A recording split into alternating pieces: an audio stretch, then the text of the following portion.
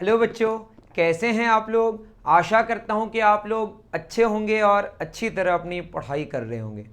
इस वीडियो में हम लोग डिस्कस करेंगे measurement of time, temperature and approximation. क्या समझेंगे? टाइम को मेज़र करना सीखेंगे, टेम्परेचर को मेज़र करना सीखेंगे और अप्रॉक्सीमेशन क्या चीज़ है यहाँ पे वो भी समझने की कोशिश करेंगे। तो शुरू करते हैं। सबसे पहले टाइम के मेजरमेंट को समझने की कोशिश करते हैं, है ना। तो हमारा पहला टॉपिक है मेजरमेंट ऑफ टाइम।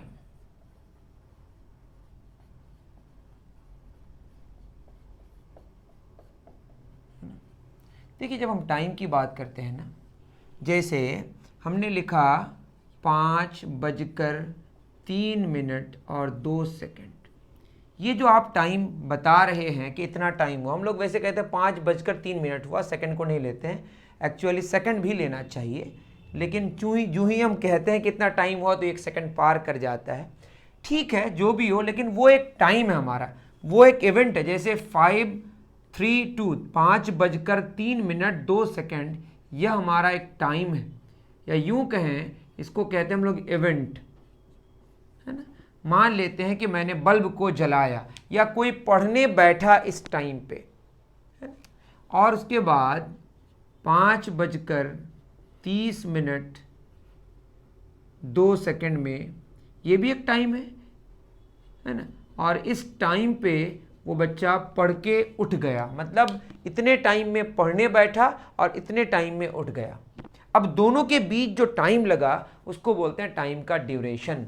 तो इन दोनों के बीच जो टाइम का ड्यूरेशन है, टाइम ड्यूरेशन, है ना, इवेंट 1 और इवेंट 2, है ना, टाइम ड्यूरेशन 1 to 2 कितना हो जाएगा? 5:03 मान लेते हैं कि पीएम की बात हो रही है ना। ये पीएम की बात हो रही है, ये भी पीएम की बात हो रही है, शाम की बात हो रही है। तो 3 से 30 कितना हो गया? 27 मिनट्स। कितना मिनट्स? 27 मिनट्स। ये क्या हो गया हमारा? टाइम का ड्यूरेशन, या टाइम का क्या हो गया? ये इंटरवल। तो हमारे पास दो तरह के टाइम्स हैं। एक तो इवेंट बताता है, उस इंस्टेंट को बताता है, इनको हम इंस्टेंट भी कहते हैं। ये दूसरा इंस्टेंट है हमारा, समझ गए? तो दो तरह के टाइम्स हैं, एक तो टाइम है और एक टाइम का ड्यूरेशन है या टाइम का इंटरवल है। कभी कहते हैं हम 2 घंटे से पढ़ रहे हैं, तो कितने टाइम आपने पढ़ा? 2 घंटे। वो टाइम नहीं है, टाइम का ड्यूरेशन है। अलग बात है, हम टाइम कह देते हैं। तो ठीक है, हमारे पास दो बातें हुई, एक टाइम और दूसरा टाइम का इंटरवल या टाइम का ड्यूरेशन, है ना। तो कोई एक पॉइंट टाइम, ये इंस्टेंट को हम पॉइंट टाइम भी कहते हैं, इस टाइम को कहते हैं हम लोग इंस्टेंट कहते हैं, या इसी को क्या कहते हैं? पॉइंट टाइम, है ना। दो पॉइंट टाइम्स या दो इंस्टेंट्स के बीच जो ड्यूरेशन होता है उसको बोलते हैं हम टाइम का इंटरवल। तो आई थिंक आपको बात समझ आई होगी कि एक टाइम हमारा पॉइंट टाइम है, दूसरा एक पॉइंट टाइम है। एक इवेंट हुआ कि पढ़ने बैठना शुरू किए, एक इवेंट हुआ कि पढ़ के उठ गए। दोनों के बीच का जो ड्यूरेशन है that is called time interval, that is called time interval, है ना। हम लोग अक्सर टाइम के इंटरवल को ही मेज़र करते हैं। इसके लिए हम या तो घड़ी का इस्तेमाल करते हैं या टाइमर का इस्तेमाल करते हैं। टाइमर में जैसे मान लेते हैं कि टाइमर हमने स्टार्ट किया, टाइमर अभी दिखा रहा है 25 सेकेंड्स, और थोड़ी देर बाद ये दिखा रहा है 35 सेकेंड, सेकेंड्स नहीं सेकेंड, ये पहला और ये दूसरा। तो इसमें जो ड्यूरेशन होगा टाइम का वो कितना होगा? 35 माइनस 25, तो कितना आया? 10 सेकेंड्स। ये 25 सेकेंड है, ये 35 सेकेंड है, बट ड्यूरेशन क्या होगा? 10 सेकेंड्स। मतलब जो हम टाइमर में जो उस इंस्टेंट में रहते हैं उसको सिंगुलर इस्तेमाल करते हैं। तो दो इंस्टेंट्स के बीच का जो ड्यूरेशन है वो कितना आया? 10 सेकेंड्स। तो 25 सेकेंड, सेकेंड्स नहीं, 25 सेकेंड से 35 सेकेंड कितना हुआ? 10 सेकेंड्स। आई थिंक आपको बात समझ आई। नहीं समझ आए तो डोंट वरी, धीरे धीरे आपको ये बात समझ आ जाएगी। तो एक बात हुई टाइम की, एक हुआ दो टाइम्स के बीच का ड्यूरेशन की। ओके, तो दो इवेंट्स के बीच का जो ड्यूरेशन है that is called time interval. तो मैं अगर टाइम इंटरवल को आपको डिफाइन करूं, टाइम तो डिफाइन नहीं कर सकते हैं अभी, तो टाइम किसको डिफाइन करेंगे? टाइम के इंटरवल को। टाइम का इंटरवल क्या है? दो इवेंट्स के बीच का duration. The interval between the interval और duration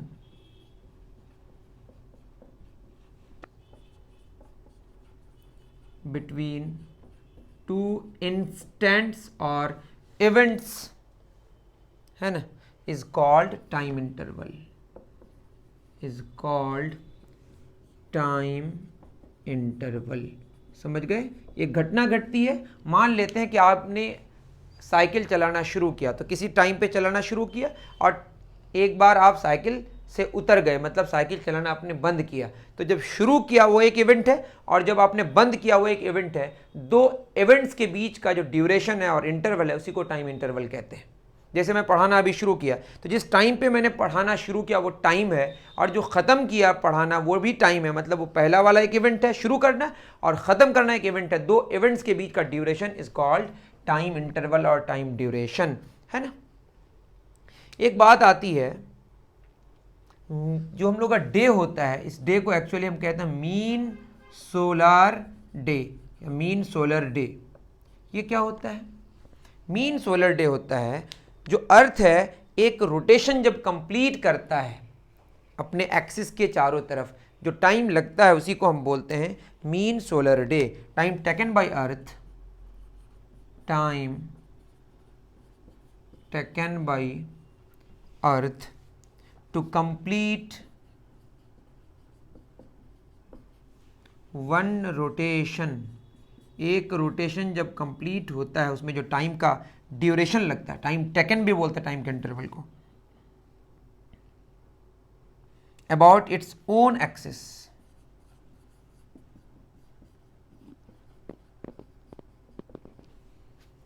is called mean solar day. पूछा जा सकता है ये मीन सोलर डे क्या है?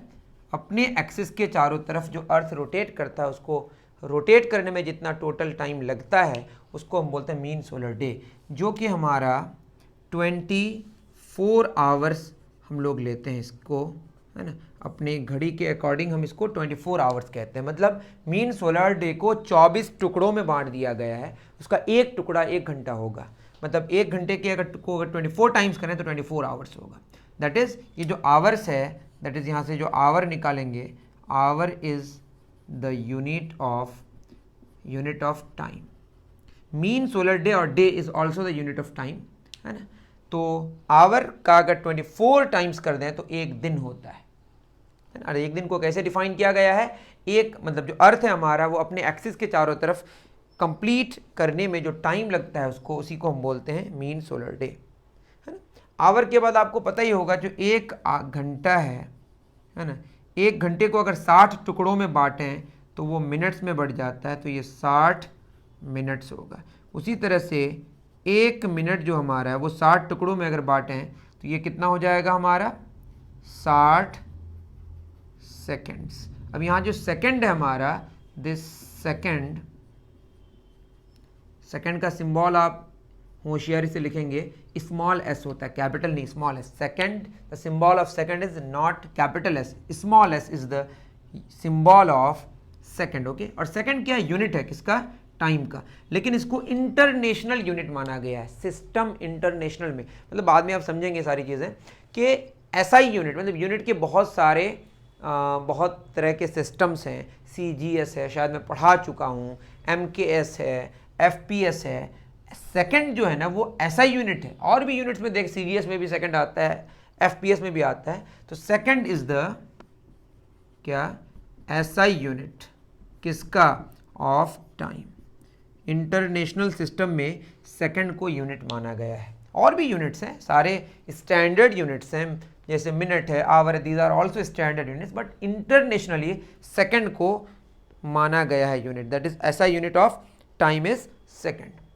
1 घंटे में कितना मिनट? 60 मिनट। 1 मिनट में कितना सेकंड? 60 सेकंड्स। अगर मैं बोलूँ कि 1 घंटा में 60 मिनट है ना, तो मिनट को सेकंड में कन्वर्ट करेंगे तो 16 × 60 क्या हो जाएगा? सेकंड्स। That is 3600 seconds. तो एक घंटे में पूछा जाए कितने सेकंड्स होते हैं तो आप क्या कहेंगे 3600 सेकंड्स। एक घंटा में 60 मिनट और 60 गुना 60 किए तो क्या हो गया सेकंड्स। तो 1 hour is equal to 3600 seconds. आप जब ड्यूरेशन बोलेंगे तो आपको प्लूरल इस्तेमाल करना है, और जब आप टाइम बोलेंगे, इवेंट बोलेंगे तो आपको सिंगुलर इस्तेमाल करना है। लेकिन अगर ड्यूरेशन में भी 1 हो, जैसे 1 आवर ही बोलना है आपको, 2 बोलने से तब 2 आवर्स होगा। ओके, कुछ और भी यूनिट्स हैं टाइम के जो हम जान लेते हैं। जैसे मिनट हो गया हमारा, आवर हो गया। एक दिन में 24 घंटे होते, इसमें कोई बात ही नहीं है, जानते हैं आप। एक दिन में कितना होता है 24 आवर्स, है ना। और अगर एक साल की बात करें तो ये 365 डेज से थोड़ा ज़्यादा होता है, लेकिन आप चूँकि अभी छोटे बच्चे हैं तो हम अभी 365 ही लिखते हैं। 365 पॉइंट समथिंग होता है ना। तो एक साल में अप्रॉक्सीमेटली 365 दिन होते हैं। और अगर आप 10 साल ले लें तो इस 10 साल को डिकेड कहते हैं। 1 डिकेड इज इक्वल टू क्या होता है 10 years. Simple, that is decade, year, day, hour, minute, second, these all are units of time interval. Okay, अब अगर आप 10 डिकेड्स ले लें तो इसको बोलते हैं सेंचुरी। तो 1 century is equal to 10 decades. और एक डिकेड में 10 साल है, दैट इज 10 गुना 10 क्या होगा ईयर्स, दैट इज 100 ईयर्स। एक सेंचुरी में 10 डिकेड्स बोले या 100 साल बोले। एक सेंचुरी में 10 और एक मिलेनियम, एक मिलेनियम 1 MILLENNIUM, यहाँ पे और एक एन है NNIUM। एक मिलेनियम में 10 सेंचुरीज होते हैं, है ना। और एक सेंचुरी में 10 डिकेड्स होते हैं, दैट इज 100 डिकेड्स। और एक डिकेड में 10 साल होते हैं, मतलब इसमें 1000 ईयर्स हो गया। तो जब हम कहते हैं कि एक मिलेनियम मतलब 1000 साल की बात हो रही है। किसकी बात हो रही है 1000 साल। ओके, तो बहुत ही सिंपल सी बातें हैं।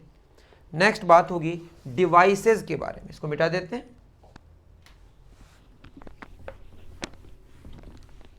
कि डिवाइसेस कौन सा इस्तेमाल होगा टाइम को मेज़र करने के लिए।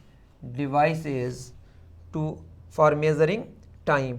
बहुत पहले ज़माने में, एंशिएंट में, है ना, इन एंशिएंट डेज वाटर क्लॉक, है ना, सैंड क्लॉक और होता है सन डायल, ETC were used। मतलब अगर आप बहुत पुराने ज़माने की बात करें तो उस वक्त चूँकि हमारे पास जो टाइम को मेज़र करने के लिए हमारे पास कोई बहुत बढ़िया प्रिसाइज जिसको कहते हैं मेज़रमेंट के लिए कोई डिवाइस नहीं था, तो हम लोग वाटर क्लॉक, सैंड क्लॉक, सन डायल ये सब इस्तेमाल करते थे। सन डायल में क्या है ना, सैंड क्लॉक की अगर हम बात करें, सन डायल में आप समझ ही रहे, सूरज का इस्तेमाल करके, यहाँ पे पानी का इस्तेमाल करके, यहाँ पे हम सैंड क्लॉक मतलब बालू का इस्तेमाल करके। जैसे हमारे पास एक मान लेते हैं डमरू टाइप का, एक इस टाइप का एक कोई बर्तन है ना, ट्रांसपेरेंट है, और यहाँ पे छोटा सा छेदा किया हुआ है, यहाँ पे हमने बालू रखा। ये बालू को गिरने में कुछ टाइम लगेगा, है ना। तो बालू को गिरने में जितना टाइम लगेगा, इसको हम मान लेते हैं आज के ज़माने के लिए 1 मिनट, है ना। तो अब ये सारा बालू जब नीचे गिर जाएगा तो बोल दिए 1 मिनट हुआ, फिर पलाट देंगे, फिर ये बालू ये वाला नीचे से ऊपर जाएगा, ऊपर वाला फिर नीचे गिरेगा, फिर 1 मिनट टाइम लगेगा, तो इसको 2 मिनट्स बोलेंगे। तो इस तरह से बहुत मुश्किल से टाइम को मेज़र किया जा सकता है, लेकिन बहुत ज़्यादा प्रिसाइज, बहुत एक्यूरेट नहीं होता था। उसके बाद आया हमारा पेंडुलम क्लॉक्स। ये काफ़ी बढ़िया क्लॉक्स हो गए, सन डायल्स, वाटर क्लॉक और सैंड क्लॉक्स के रिस्पेक्ट में। पेंडुलम क्लॉक में हम लोग ऑसिलेशन का इस्तेमाल करते हैं, है ना। ये वाला हमारा मान लेते हैं कि ये जो आप देख रहे हैं ना, इसको हम बोलते हैं रिजिड सपोर्ट। यहाँ पे एक रस्सी है, स्ट्रिंग है, और यहाँ पे एक छोटा सा जो स्ट्रिंग के रिस्पेक्ट में काफ़ी ज़्यादा मास है, इसके रिस्पेक्ट में, इसको हम बोलते हैं बॉब, है ना। इसको अगर ऑसिलेट करें, ऑसिलेशन का मतलब इसको आगे ले जाके छोड़ दें तो आगे पीछे करते रहेगा, ये ऐसे करते रहेगा। ये जो गया जाके वापस आया, फिर पीछे जाएगा, फिर वापस आएगा, इसको बोलते हैं एक ऑसिलेशन कंप्लीट करता है। इस बेस पे पेंडुलम क्लॉक्स बेस्ड है ना। तो आगे गया, पीछे आया, पीछे से और पीछे आया, फिर आगे आया, ये जो एक कंप्लीट किया, इसको बोलते हैं एक ऑसिलेशन कंप्लीट हुआ। एक ऑसिलेशन कंप्लीट होने में वन ऑसिलेशन यहाँ पे किसके बराबर होता है? 2 सेकेंड्स के बराबर। मतलब जो पेंडुलम क्लॉक है वो ऑसिलेशन, दैट इज पेंडुलम का इस्तेमाल करता है, जिसमें एक ऑसिलेशन में 2 सेकेंड्स होते हैं, है ना। Pendulum clocks are still in use, one oscillation is equal to 2 seconds. The time interval of an event can be measured using a stopwatch and a stop clock. जैसे हमारे पास क्या होता है, स्टॉप वॉच होता है ना। घड़ियों में देखेंगे, मोबाइल वगैरह में भी स्टॉप वॉच होता है। एक पॉइंट का टाइम, मतलब एक इवेंट कब शुरू हुआ, उसके लिए हम स्टॉप वॉच का इस्तेमाल कर सकते हैं या स्टॉप क्लॉक का इस्तेमाल कर सकते हैं। तो स्टॉप वॉच अगर आप देखेंगे तो स्टॉप वॉच 1 सेकेंड के भी टुकड़े कर देता है। मतलब स्टॉप वॉच का जो लीस्ट काउंट है, जैसे हमारी घड़ियाँ 1 सेकेंड मिनिमम शो करता है, उससे कम तो नहीं शो कर सकता है।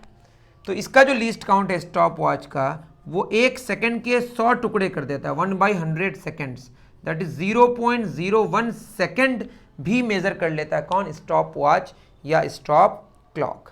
इससे भी ज़्यादा अगर हमें प्रिसाइज और एक्यूरेट मेजरमेंट चाहिए तो इलेक्ट्रॉनिक वॉचेस का इस्तेमाल करते हैं। किसका इस्तेमाल करते हैं बताइए? डिवाइसेस में किसका? इलेक्ट्रॉनिक वॉचेस का। इलेक्ट्रॉनिक वॉचेस में इलेक्ट्रिक सर्किट का इस्तेमाल होता है, जो कि आप बाद में जानेंगे। Electronic watches are more accurate than pendulum clocks. Okay. उसके बाद साइंटिफिक पर्पस के लिए जो साइंटिस्ट रिसर्च करते हैं, उसमें जो इस्तेमाल होता है वो होता है एटॉमिक क्लॉक्स,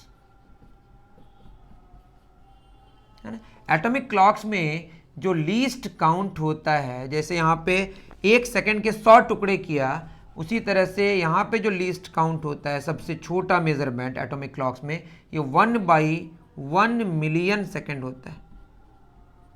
समझे? मतलब 1 सेकेंड के मिलियन टुकड़े कर देता है।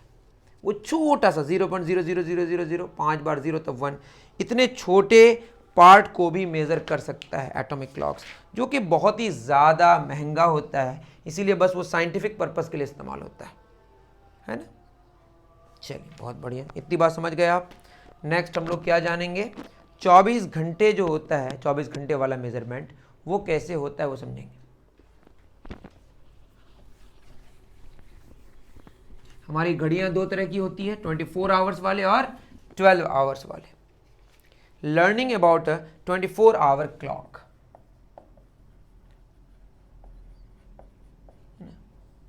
ये 24 आवर क्लॉक हमारा इस्तेमाल होता है काफ़ी ज़्यादा। अगर आप स्टेशंस में जाएंगे या हवाई अड्डों में जाएंगे तो 24 आवर क्लॉक ही इस्तेमाल होता है।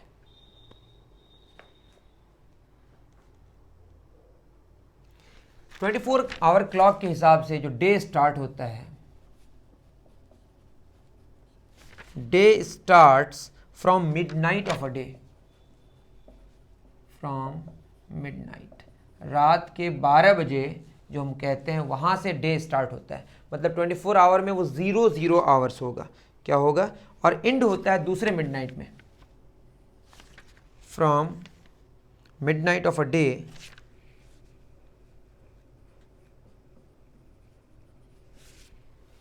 and ends at next midnight, and ends at next midnight।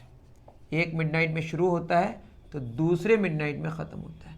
Day कब स्टार्ट होता है? मिडनाइट। अब यहाँ रात और दिन की बात नहीं हो, रात दिन मिला के ही दिन है जब 24 आवर क्लॉक की बात करें, है ना। तो time from 12 o'clock midnight, time from 12 o'clock midnight, 12 o'clock midnight, मतलब 12 बजे रात से 12 o'clock noon to 12 O clock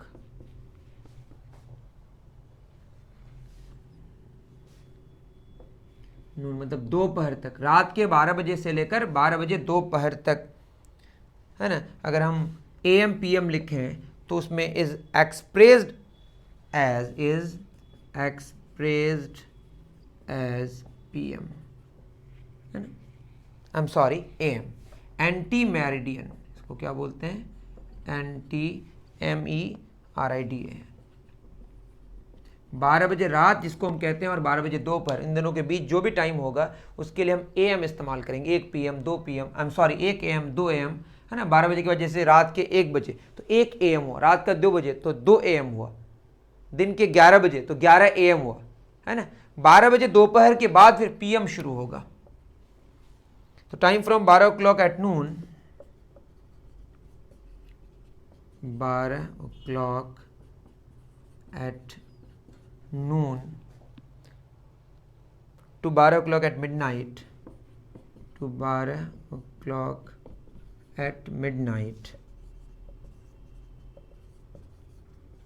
is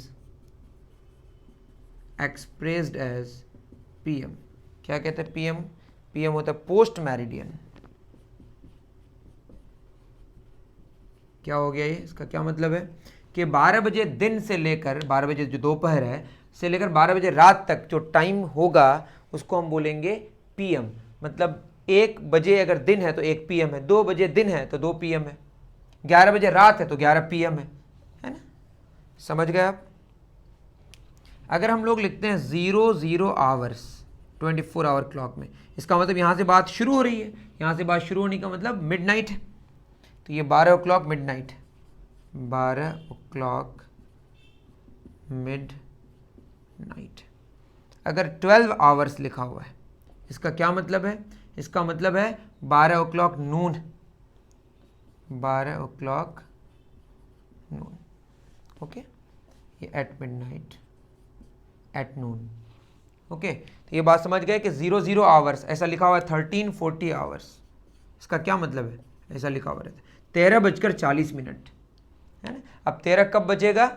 12 बजे दिन के बाद, दैट इज 1:40 हो रहा है दिन का, है ना। तो इस तरह से बोला जाता है, आप सुने भी होंगे। मिटा दूं? बहुत बढ़िया। तो ये हो गई बात किसकी? 24 घंटे वाले घड़े के बारे में।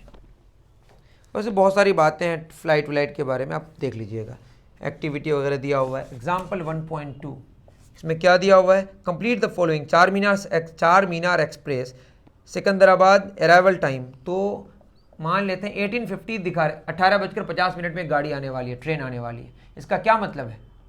18 मतलब क्या?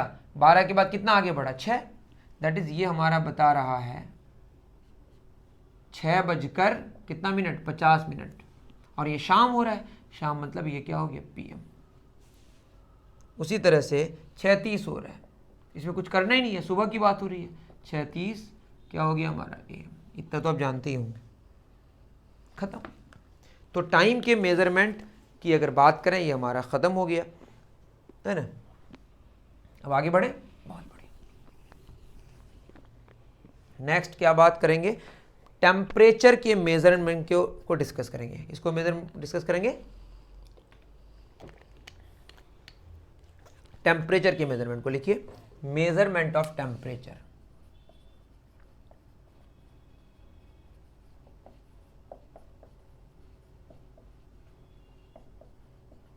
TEMPERATURE। देखिए टेम्परेचर क्या है? जैसे अभी मैं यहाँ पे हूँ, मैं बाहर से आया कमरे में, मेरे कमरे में एयर कंडीशन ऑन है ना, एयर कंडीशनर ऑन है। तो ये जो कमरा है बाहर क्या, आज अभी गर्मी है जिस वक्त मैं वीडियो बना रहा हूँ बाहर की तरफ, तो बाहर से जब मैं अंदर आया तो मेरा बॉडी का जो टेम्परेचर है, अभी टेम्परेचर समझेंगे, मतलब मेरे बॉडी के अंदर के जो मॉलिक्यूल्स हैं, अंदर के जो चीज़ें हैं वो खलबली मचा रहा है, मतलब काफ़ी ज़्यादा रैंडम मोशन में है। यूँ समझे कि काफ़ी स्पीड में इधर उधर कर रहा है, या यूँ समझे कि इधर उधर काफ़ी ज़्यादा कर रहा है, हंगामा कर रहा है। और जब हम अंदर आए, मतलब हम जब बाहर थे तो काफ़ी मेरा बॉडी गर्म था, इसका यह मतलब है कि अंदर के मॉलिक्यूल्स हंगामा कर रहा था, क्या कर रहा था? हंगामा। मतलब हम कहेंगे कि इसका टेम्परेचर हाई था हमारे बॉडी का। जो ही हम कमरे में आए तो कमरे में टेम्परेचर लो है, मतलब यहाँ पे हंगामा कम है।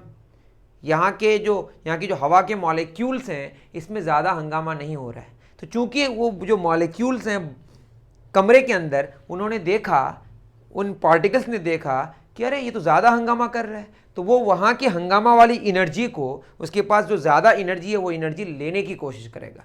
मतलब मेरे बॉडी की जो एनर्जी है हंगामा वाली, वो किधर जाएगा? कमरे के मॉलिक्यूल्स की तरफ। सिंपल सी बात समझें, जैसे कि हम मेरा हाथ है, मेरा हाथ बहुत ही ज़्यादा मान लेते हैं गर्म है ना, और मैं एक पानी में हाथ डाला, वो ठंडा पानी है, तो हमको क्या फील होगा? ठंडा ठंडा फील होगा। मतलब हमारा हाथ का जो टेम्परेचर है वो ज़्यादा है और पानी का टेम्परेचर कम है। मतलब ये है कि हमारे हाथ के मॉलिक्यूल्स ज़्यादा हंगामा कर रहे हैं, ज़्यादा वाइब्रेट कर रहे हैं, ज़्यादा इधर उधर कर रहे हैं, और पानी के थोड़े स्टेबल हैं, वो ज़्यादा इधर उधर नहीं कर रहे हैं। जब हम हाथ डुबाए तो मेरे हाथ में चूंकि ज़्यादा एनर्जी है, तो मेरी एनर्जी किसके पास जा रही है? पानी के पास। तो हम लोग इसको ऐसे बोलते हैं कि चूंकि हमारे हाथ का टेम्परेचर ज़्यादा है, पानी का टेम्परेचर कम है, तो हमारे हाथ की जो हीट एनर्जी है वो ट्रांसफ़र हो रही है पानी में। एक्चुअली यहाँ पे रैंडमनेस ज़्यादा है, एनर्जी ज़्यादा है किसके पास? हाथ के पास। और किसके पास एनर्जी कम है? पानी के पास। अगर इसका उल्टा हो कि पानी गर्म हो, मेरा हाथ ठंडा हो, तो मुझे कैसा फील होगा? गरम गरम फील होगा। मतलब मेरे हाथ का टेम्परेचर कम है और पानी का टेम्परेचर ज़्यादा है, तो पानी का जो हीट है वो हाथ की तरफ आएगा। मतलब हीट का ट्रांसफ़र होना होता है। हीट कभी होता भी नहीं, हीट हमेशा ट्रांसफ़र होता है। हीट किधर से किधर ट्रांसफ़र होता है? हाई टेम्परेचर से लो टेम्परेचर की तरफ। और टेम्परेचर ज़्यादा और कम का क्या मतलब है? ये तो रिलेटिव बात है, कौन किसको देख रहा है, कौन किधर आ रहा है। अगर मेरे हाथ का टेम्परेचर ज़्यादा है पानी के टेम्परेचर से, तो हाथ डुबाएंगे अगर पानी में तो हमें ठंडा फील होगा। वहीं पे अगर पानी का टेम्परेचर हमारे हाथ के टेम्परेचर से ज़्यादा है तो हमें गर्म फील होगा, है ना। और दोनों का टेम्परेचर सेम है तो न तो ठंडा फील होगा और न ही गर्म फील होगा। तो ठंडा या गर्म फील होने के लिए दोनों के टेम्परेचर्स को अलग अलग होना पड़ता है। ठीक है, तो टेम्परेचर क्या? एक फीलिंग है, द फीलिंग ऑफ हॉट। हाँ, ये जो फील है हॉटनेस और कोल्डनेस का, ये कैसे फील होगा? दो बॉडीज के बीच का टेम्परेचर का डिफरेंस होना जरूरी है। अगर टेम्परेचर का डिफरेंस ही नहीं है तो कोई फील नहीं होगा। दोनों का टेम्परेचर अगर सेम है, जितना हंगामा ये बरपा रहा है, जितना हंगामा ये कर रहा है, उतना हंगामा ये भी कर रहा है, तो दोनों के बीच की एनर्जी में कोई डिफरेंस ही नहीं है, तो कोई एनर्जी किधर भी जाने वाली नहीं है। समझ गए? तो मेजरमेंट टेम्परेचर में क्या सीखेंगे हम लोग? क्या जाने? द फीलिंग, जो फील है हमें गर्म और ठंडा का, ये टेम्परेचर के डिफरेंस की वजह से, टेम्परेचर की वजह से नहीं, टेम्परेचर के डिफरेंस की वजह से, द फीलिंग ऑफ हॉटनेस और coldness is due to the difference in temperatures, not temperature, difference in temperatures. Okay, तो टेम्परेचर क्या है? टेम्परेचर है हमारा डिग्री ऑफ कितना गर्म है कितना ठंडा है, इसको मेजर करने के लिए हम लोगों ने क्या लाया? टेम्परेचर लाया, है ना। और टेम्परेचर को मेजर करने के लिए हम लोग यूनिट वगैरह इस्तेमाल करेंगे फिर उसका, है ना। द डिग्री ऑफ हॉटनेस और कोल्डनेस, द डिग्री ऑफ कितना गर्म है या कितना ठंडा है, इसके लिए हम लोग टेम्परेचर का सहारा लेंगे, is the measure of temperature.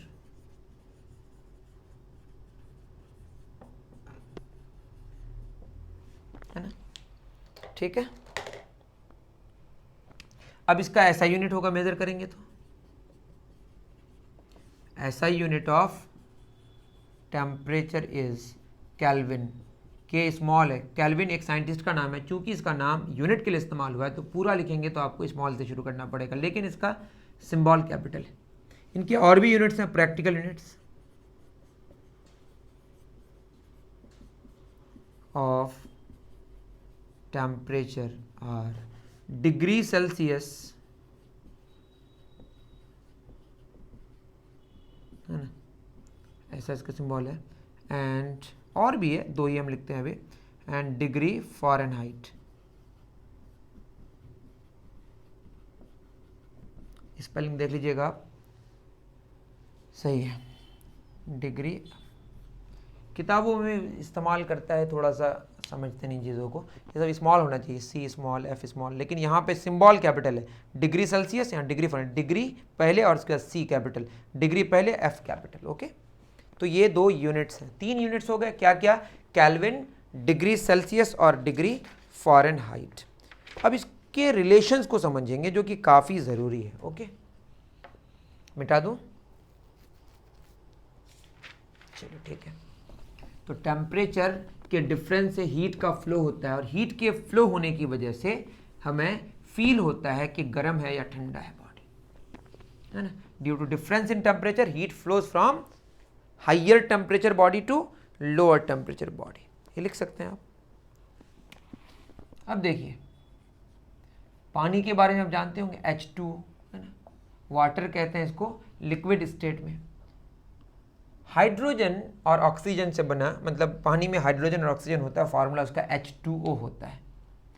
H2O का मतलब कोई भी मटेरियल का, कोई बॉडी का एक क्या होता है, मेल्टिंग पॉइंट होता है और एक बॉइलिंग पॉइंट होता है। जैसे मैं पानी की बात करूं, मान लो आप सुने ही होंगे कि -10 डिग्री सेल्सियस में पानी, तो आप क्या समझेंगे कि पानी कौन से स्टेट में, सॉलिड स्टेट में।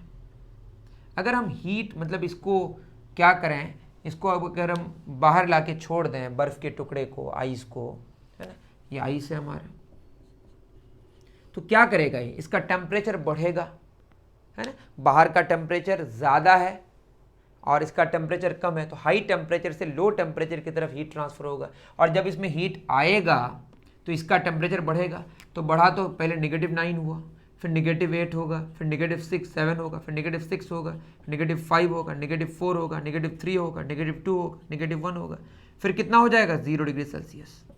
यूं ही 0 डिग्री सेल्सियस में पानी मतलब आइस आएगा तो अब इसका टेम्परेचर न बढ़ के इसके स्टेट में बदलाव आएगा, मतलब जो आइस है वो वाटर बनने लगेगा, मतलब जो सॉलिड है वो लिक्विड बनने लगेगा। तो जिस टेम्परेचर में आके कोई मटेरियल या बॉडी सॉलिड से लिक्विड में कन्वर्ट होता है उसको बोलते हैं क्या, मेल्टिंग पॉइंट। वाटर के केस में ये 0 है, लेकिन सबका 0 होगा इसकी कोई गारंटी नहीं है, है ना।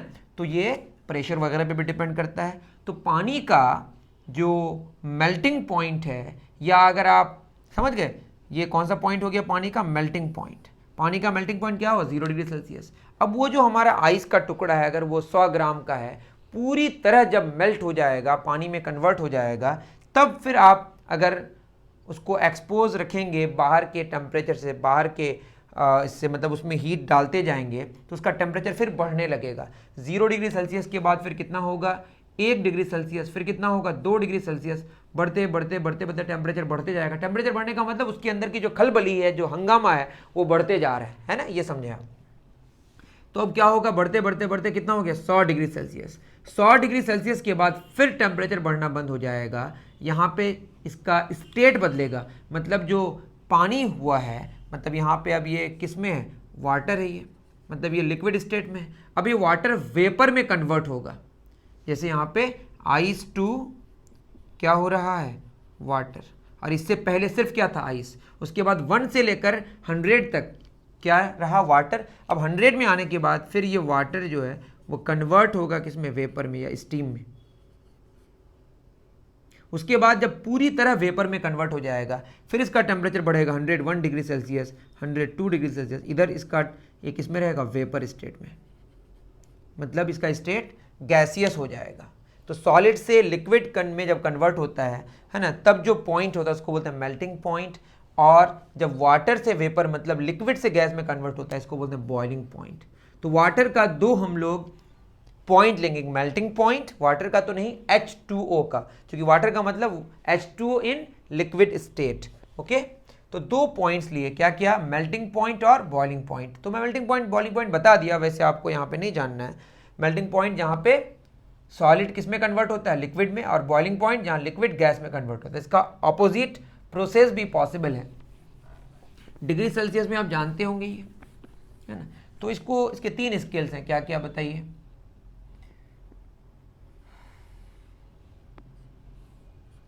अगर हम सेल्सियस में लें, ये मेल्टिंग पॉइंट लिख देते हैं पूरा, दो पॉइंट्स लिया गया, एक मेल्टिंग पॉइंट H2O का और दूसरा बॉइलिंग पॉइंट, है ना। मेल्टिंग पॉइंट कितना लिया गया, 0 डिग्री सेल्सियस, सेल्सियस स्केल में। ये कौन सा स्केल है, सेल्सियस स्केल बोलते हैं। और बॉइलिंग पॉइंट कितना लिया गया, 100 डिग्री सेल्सियस। अब बोलेंगे कैसे लिया गया, ऐसा ले लिया गया है, मतलब मेल्टिंग पॉइंट और बॉइलिंग पॉइंट के बीच का जो ग्रेजुएशन है 100 टुकड़ों में इसको बांटा गया। इसके अगर ग्रेजुएशन करें तो कितने टुकड़े हैं, 100 टुकड़े हैं इसके। उसी तरह से हमारे पास है फ़ारेनहाइट स्केल, या पहले हम लिख दे रहे हैं केल्विन स्केल, जो कि ऐसा यूनिट है हमारा, है ना। ये शुरू होता है हमारा 273 केल्विन। ये ऐसा लिया गया, यहीं से शुरू किया। इसका रीज़न है बाद में समझेंगे आप, क्योंकि 0 केल्विन तक हम लोग पहुंच नहीं सकते हैं, तो एब्सोल्यूट मतलब बाद में समझेंगे। समझ, सबसे छोटा टेम्परेचर जो पॉसिबल है वो 0 केल्विन है। 0 केल्विन से नीचे हम नहीं जा सकते, वैसे 0 केल्विन तक भी नहीं पहुंच पाए हम लोग। 273 केल्विन और ये कितना 373 केल्विन। बाद में आप जानेंगे कि यहाँ पे 273.15 होता है, अभी मैं अप्रॉक्सीमेशन में लिया, है ना। तो इसमें भी कितने ग्रेजुएशन है, 100, 273 से लेकर 373 ऐसा लिया गया है, डोंट वरी फॉर दैट। उसके बाद फ़ारेनहाइट स्केल, इसमें शुरू कहाँ से किया गया है, 32 डिग्री फ़ारेनहाइट से ख़त्म किया गया है 212 डिग्री फ़ारेनहाइट। 32 से 212 करके देखेंगे तो ये 180 डिविजन्स हैं। इसमें कितने डिविजन्स हुए, 180 डिविजन्स करके देखिए। 2 में 2 गया 0, 11 में 3 गया 3, 8 11, 180 डिवीजन। 273 से 373 घटा के देखिए कितना, 100 डिविजन्स हुए, 100 टुकड़ों में बांटा गया। 0 से 100 तो दिख ही रहा है, 100 डिविजन्स। इसमें रिलेशन जानने के लिए क्या करेंगे, सेल्सियस के लिए हम C ले लिए, इसका शुरू में कितना है 0, डिविजन्स कितना है 100, ये इक्वल टू होगा केल्विन में K मान लिए, माइनस शुरू में कितना है 273 डिवाइडेड बाय डिविजन्स कितने हैं 100, इज इक्वल टू फ़ारेनहाइट में F मान लिए, माइनस शुरू में कितना है 32, डिविजन्स कितना है 180। ये आप अगर रिलेशन जान लिए तो आपका काम बन गया। अब देखिए क्या चीज़ है, ये काफ़ी यूज़फुल है। C माइनस मतलब जो भी आप स्केल ले रहे हैं उसका वेरिएबल कुछ मान लिए, जैसे सेल्सियस के लिए हम C मान लिए, माइनस इनिशियल 0 और डिविजन क्या 100 से डिवाइड किए। इसमें क्या हो गया K माइनस शुरू में 273 डिविजन 100, सिंपल। अब देखिए कितना इस्तेमाल होगा इसका आराम से, डन है ना। अब इसके रिलेशन को समझते हैं। आप अगर ये नहीं भी समझ पाए तो जो मैंने नीचे लिखा उसको आप याद कर लीजिए। जैसे ये दोनों तो बराबर है, that is C minus 0 divided by 100 is equal to K minus 273 divided by 100। ये 100 और 100 दोनों नीचे कैंसिल हो जाएगा, that means C minus 0 that is C बराबर K माइनस 273। क्या मतलब है इसका, कि सेल्सियस में अगर निकालना है, केल्विन में दिया हुआ है तो केल्विन से 273 कम कर दीजिए तो आपको सेल्सियस में मेजरमेंट मिल जाएगा। सिंपली केल्विन में अगर है उसमें कितना घटाना पड़ेगा 273 तो आपको सेल्सियस में मिल जाएगा। या यूं समझें ये माइनस 273 इस पार आएगा तो क्या होगा plus 273 is equal to K, या K बराबर C प्लस 273। मतलब अगर सेल्सियस में है उसमें 273 ऐड कर दीजिए तो केल्विन में मिल जाएगा। बहुत सिंपल। एक ये हो गया हमारा, ये हो गया। उसी तरह से सेल्सियस का फ़ारेनहाइट के साथ भी रिलेशन है। क्या हो जाएगा बताइए, C minus 0 divided by 100 is equal to F minus 32 divided by 180। ये 0 0 कैंसिल हो जाएगा। ये नहीं समझ पा रहे, डोंट वरी, ये 100 डिवाइडेड इधर मल्टीप्लाई हो गया, ये डिवाइड कर रहे हैं। 2 5 जा कितना हुआ 10, 2 9 जा 18, that is C by 5 is equal to F minus 32 by 9। या ये 5 डिवाइडेड है उधर मल्टीप्लाई हो जाएगा, C बराबर 5 9 नीचे है इंटू F माइनस 32। इसका क्या मतलब है, अगर फ़ारेनहाइट में है तो उसमें 32 घटाइए, उसको मल्टीप्लाई कीजिए 5/9 से, तो आपको किस में मिल जाएगा, सेल्सियस में। सिंपल। उसी तरह से हम लिख सकते हैं ऐसा भी कि F minus 32/9 is equal to C by 5। इसको प्लाट दिया बस, F माइनस 32 इज 9 डिवाइडेड तो मल्टीप्लाई हो जाएगा 9c/5 माइनस 32 उस पार जाएगा तो प्लस 32 9c/5 प्लस 32। मतलब क्या हुआ कि अगर सेल्सियस में है तो उसको 9/5 से मल्टीप्लाई कीजिए और जो रिजल्ट आएगा उसमें 32 ऐड कीजिए तो आपको फ़ारेनहाइट में मिल जाएगा। वैसे आपको इतना समझना ही नहीं, अब ये याद रख ले जो रिलेशन मैंने बताया था वो घेर के पूरा तीनों एक साथ, वहाँ से आपको सारी बात समझ आ जाएगी। ओके, क्वेश्चंस कर लेते हैं फिर समझ आ जाएगी बात। देखिए एग्जाम्पल 1.13 क्या कह रहा है ये, Aishwarya is suffering from fever and her temperature was 39 degree Celsius. Body का टेम्परेचर कितना है 39 degree Celsius. What is her temperature in Fahrenheit and kelvin scale of temperature. तो फ़ारेनहाइट में अगर निकालें सेल्सियस फ़ारेनहाइट में, देखिए सेल्सियस फ़ारेनहाइट, तो सेल्सियस में गिवन है, फ़ारेनहाइट में निकालना है तो F बराबर क्या होगा 9c/5 plus 32, that is 9/5। C कितना है हमारा 39, इसमें कितना ऐड करना है 32, तो कितना हो जाएगा 981 का 1 हासिल 8 9 27 8 35 351/5 प्लस 32, तो कितना हो जाएगा 5 7 35 1 5 0 के 0 5 2 10 प्लस 32 कितना हो जाएगा 102.2 डिग्री फ़ारेनहाइट। इतना बुखार है उनको, है ना, सिंपल। अब इसको अगर कैल्विन में निकालना है तो कैल्विन में निकालने के लिए क्या करेंगे, देखिए 273 ऐड कर देंगे, C प्लस 273, C कितना है 39 प्लस 273, 9 3 12 1 7 1 8 3 1 312 कैल्विन। तो 312 कैल्विन का बुखार है। एक ही बात है सब, 39 डिग्री सेल्सियस का बुखार है या 102.2 डिग्री फ़ारेनहाइट का बुखार है या 312 केल्विन का बुखार है। अगर इसमें 1 डिग्री सेल्सियस बढ़ जाएगा तो इसमें 1 केल्विन बढ़ेगा, लेकिन यहाँ ज़्यादा बढ़ेगा। क्यों? क्योंकि 180 डिवीजन है किसमें फ़ारेनहाइट में। अगर इसमें 1 बढ़ेगा तो इसमें भी 1 बढ़ेगा, क्योंकि इसमें दोनों में 100 डिवीजन है, बट इसमें 180 डिवीजन है, 1.8 बढ़ जाएगा। ये बाद में समझेंगे आप, ठीक है। टेम्परेचर के कुछ और क्वेश्चंस हैं वो कर लेते हैं, फिर कुछ और बात करके हमारी कहानी ख़त्म हो जाएगी और अप्रॉक्सीमेशन देख लेंगे लास्ट में। जैसे क्वेश्चन है 20 डिग्री सेल्सियस है ना, 1.15, ये भी इजी क्वेश्चन है। 20 डिग्री सेल्सियस को कन्वर्ट करना है किसमें, केल्विन में, है ना, और रिलेशन दिया हुआ भी है। तो K बराबर C प्लस 273, C कितना 20 प्लस 273, 3 7 3 7 2 9 293 केल्विन्स। मतलब अगर सेल्सियस में गिवन है उसमें 273 ऐड कर दीजिए तो आपको जो रिजल्ट मिलेगा वही होगा केल्विन में। ओके, और भी क्वेश्चन है कुछ, ये कर ही लेते हैं। 1.16 right any 5 units of time. मैंने तो बता दिया, second, minute, hour, day, week, month, year, ये सारे, है ना। How many seconds make 1 day. तो एक दिन में कितने आवर्स होते हैं 24 आवर्स।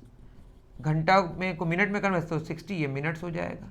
इसमें और 60 मल्टीप्लाई कर दीजिएगा तो ये सेकेंड्स में आ जाएगा। मल्टीप्लाई करने से जो रिजल्ट आएगा ये आएगा 86,400 सेकेंड्स। तो एक दिन में 86,400 सेकेंड्स होते हैं, है ना बच्चों। उसके बाद और भी क्वेश्चंस हैं, टाइम के क्वेश्चंस हैं। वैसे पहले मुझे टेम्परेचर पढ़ा देना चाहिए था, कोई बात नहीं, देख लेते हैं। Find the time taken by the minutes hand to make a 45 degree angle at the centre of a clock. देखिए मिनट हैंड की अगर बात करें, एक पूरा कंप्लीट जब चक्कर लगाता है तो कितना डिग्री होता है 360 डिग्री। 360 डिग्री में कितना मिनट्स हो जाता है उसका 60 मिनट। तो 1 डिग्री में कितना होगा 60/360, मतलब 1/6 मिनट। अगर हम 45 डिग्री की बात करें तो ये आएगा 1/6 इंटू 45, है ना।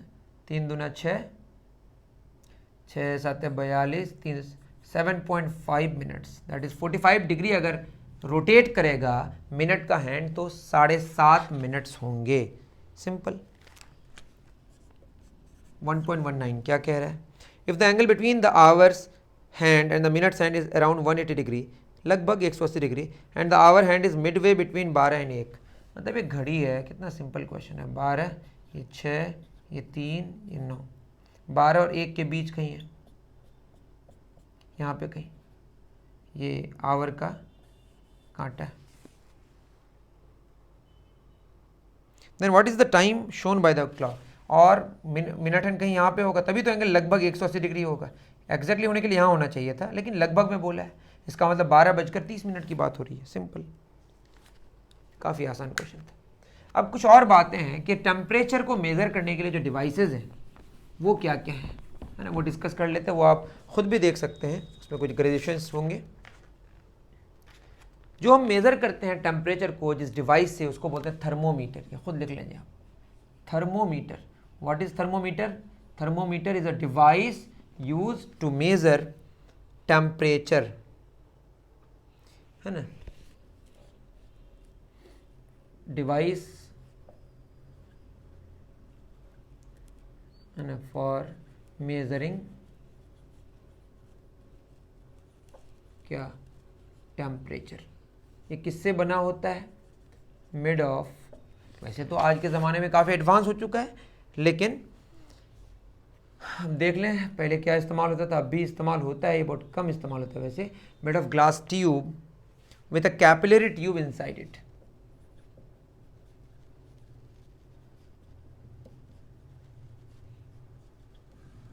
जो ट्यूब आप देखते हैं वही कैपिलरी ट्यूब है।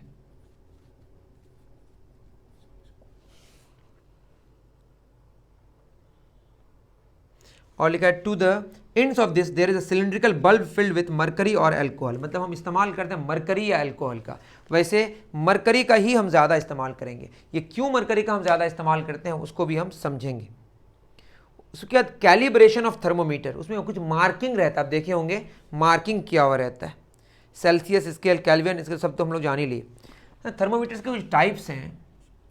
सबसे पहला टाइप यहाँ पे लैबोरेटरी थर्मोमीटर। लैब में जो हम थर्मोमीटर इस्तेमाल करते हैं उसका कहाँ से कहाँ तक रेंज होता है? इसका रेंज होता है -10 डिग्री सेल्सियस से कहाँ तक? 100 डिग्री सेल्सियस तक, है ना। और इसका जो लीस्ट काउंट है वो 1 डिग्री सेल्सियस होता है। मतलब -10 के बाद सीधे -9 मिलेगा आपको, -9 के बाद क्या मिलेगा? -8। मतलब 1 डिग्री सेल्सियस का इंटरवल मिलेगा आपको, है ना। तो ये -10 डिग्री सेल्सियस से लेकर 100 डिग्री सेल्सियस तक मेजर कर सकता है। जो भी टेम्परेचर का मेजरमेंट का के लिए आप इस्तेमाल करेंगे थर्मोमीटर, उसकी एक लिमिट होगी। तो लैबोरेटरी में जो लिमिट है वो -10 से लेकर 100 तक, मतलब इतना ही होता है। हाँ, किसी किसी लैब में ज़रूरत पड़ेगी तो फिर दूसरा इस्तेमाल करना पड़ेगा, बट ये ज़्यादातर केसेस में यही इस्तेमाल होता है। उसके बाद क्लिनिकल थर्मोमीटर, जो हम लोगों का बुखार मेज़र करने के लिए होता है। हमारे बॉडी का टेम्परेचर लगभग में कितना रहता है? 36.8 डिग्री सेल्सियस, है ना। तो इसकी वजह से थोड़ा सा आगे पीछे होता है, तो इसके लिए हमारा जो इस्तेमाल होता है वो होता है 35 डिग्री सेल्सियस से लेकर 43 डिग्री सेल्सियस, है ना। इसमें भी बहुत तरह के क्लिनिकल थर्मोमीटर में हमारा इस्तेमाल होता है ना। डिजिटल थर्मोमीटर है या मरकरी का इस्तेमाल होता है, देख लेंगे आप, ठीक। एक और टेम्परेचर मेजरमेंट करने के लिए हमारा डिवाइस है ना, 6 मैक्सिमम एंड मिनिमम थर्मोमीटर। ये सब नाम है, बस अभी इतना ही याद रख लीजिए। 6 मैक्सिमम एंड मिनिमम, MINIMUM पूरा लिख सकते हैं आप, थर्मोमीटर। ये इस्तेमाल होता है दिन में जो मैक्सिमम और मिनिमम टेम्परेचर होता है उसको मेज़र करने के लिए। It is use to measure minimum and maximum temperatures record in a day, है ना। इसका इस्तेमाल मेट्रोलॉजी मतलब मेज़रमेंट के इसमें इस्तेमाल होता है और हॉर्टिकल्चर में इस्तेमाल होता है। अब बात आती है हमारी कि हम ये सब बस याद रख लें कि ये सब डिवाइसेस हैं, बाद में आप सब देखेंगे तो और ज़्यादा आपका क्लियर हो जाएगा। Reasons why mercury is use in thermometer. Why mercury मतलब हम जो अभी बोले कि मरकरी का इस्तेमाल हम क्यों करते हैं thermometer, why mercury is use in thermometer, आप लिख लें, पूरा लिखना है तो। रीज़न है ये ऑपेक होता है। ऑपेक का मतलब क्या हो गया?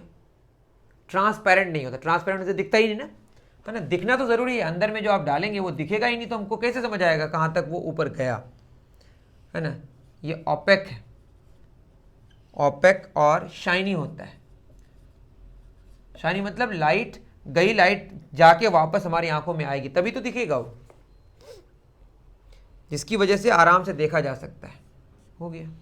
उसके बाद ये ग्लास में चिपक के नहीं रहता है, does not stick to the glass. चिपक जाए तो दिक्कत हो जाएगी ना फिर। अभी देखिए हम लोग जो डालते हैं ना किसको, थर्मोमीटर में मरकरी को, तो ट्यूब में जो मरकरी होती है अगर टेम्परेचर के हिसाब से, किसके हिसाब से, टेम्परेचर अगर बढ़ा हुआ होगा तो वो उस ट्यूब में ऊपर चढ़ते जाएगा। जितना ज़्यादा ऊपर चढ़ेगा, बाद में समझेंगे आप सारी चीज़ें, तो जितना ज़्यादा ऊपर चढ़ेगा उतना ज़्यादा टेम्परेचर होगा, समझ रहे हो। तो उसी के ऊपर चढ़ने से हम लोगों का मार्किंग के अकॉर्डिंग हम लोग बोलते हैं कि ये इतना टेम्परेचर है अभी, है ना। ये गुड कंडक्टर ऑफ हीट, अगर ऐसा नहीं होता तो दिक्कत हो जाती। हीट का गुड कंडक्टर है।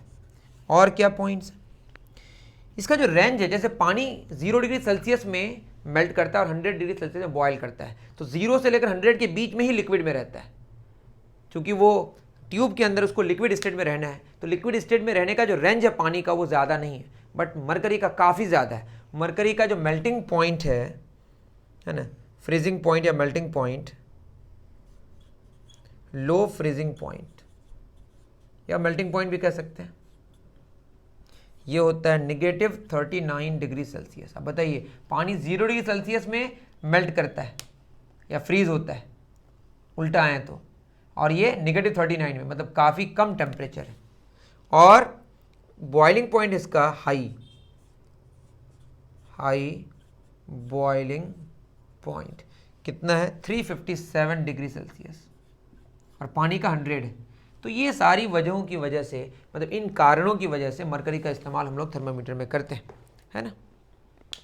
अब देखिए हम लोग जो लैब में कोई भी काम करेंगे, लैब में कुछ भी मेज़र करेंगे, जैसे इस कलम के लेंथ को ही मेज़र करना है, तो जिस स्केल का हम इस्तेमाल करते हैं और हम अपनी आँखों से देखते हैं कि इसका ये 10 सेंटीमीटर्स का है या 15 सेंटीमीटर्स का है, तो ये एग्जैक्टली उतना होता नहीं है।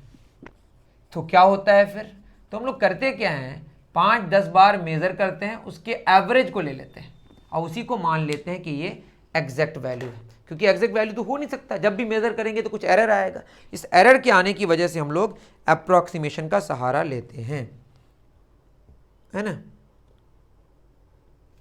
तो क्या लेंगे, अप्रॉक्सीमेशन में एवरेज वैल्यूज लेंगे। ठीक, जैसे एग्जाम्पल लें, यहाँ लिया है कि the length of the thread is measured by 3 persons A B C. 3 persons हैं ए बी सी, एक थ्रेड है, इसके लेंथ को मेजर करना है। तो ए ने मेजर किया 5 सेंटीमीटर्स और बी मेजर करके बता रहा है कि ना ना ना ये तो 5.1 सेंटीमीटर्स है। सी ने बताया 4.9 सेंटीमीटर्स है। सब कह रहा है कि हम सही हैं। तो बोला नहीं, कोई सही नहीं हो, इसका एवरेज निकालिए, जो एवरेज आएगा वही सही है। तो ट्रू वैल्यू जब भी हम निकालेंगे कि ट्रू वैल्यू क्या है, तो ये ही हमारा है ना एवरेज वैल्यू। एवरेज निकालना है तो 5 + 5.1 + 4.9 डिवाइडेड बाई 3, रिजल्ट जो आएगा हमारा 9 1 10 का 1 1 4 1 5 5 10 5 15 15.0/3, दैट इज 5 सेंटीमीटर को हम मान लिए ट्रू वैल्यू। लेकिन यहाँ 3 बार ही हम देखें, आप जितनी ज़्यादा बार करके देखेंगे उतना अच्छा अप्रॉक्सीमेशन आएगा। ओके, तो ट्रू वैल्यू ही हमारा अप्रॉक्सीमेशन है। उसी तरह से क्वेश्चन है 1.14 एग्जाम्पल में बोला है कि the cotton yielded from the crop of a farmer is given below, find the average mass of the cotton yielded per week. पहला 20 क्विंटल है, दूसरा 15 क्विंटल्स है, तीसरा 12 क्विंटल। 3 से डिवाइड कर दीजिए, 5 2 7, 2 1 3 1 4, 47/3। तो ये हो जाएगा, है ना, 5 2 7 1 2 2 4, 3 1 3 1 7 3 5 15 2 0 3 6 18, अप्रॉक्सीमेटली 15.67 आएगा। तो 15.67 क्विंटल्स इसका एवरेज आंसर आया। ओके, आई थिंक आपको बात समझ आई होगी। तो हमारा जो मेजरमेंट्स वाला पार्ट है वो ख़त्म हो रहा है। अब इसी में जो हमारा चैप्टर का नाम है आप जानते होंगे, मेजरमेंट्स एंड मोशन, मेजरमेंट्स वाला पार्ट ख़त्म हुआ। अब नेक्स्ट जो वीडियोज़ आएंगे वो मोशन पे आएंगे और मोशन से रिलेटेड चीज़ों के बारे में आएंगे। मिलते हैं फिर नेक्स्ट वीडियो में बच्चों। Thank you very much.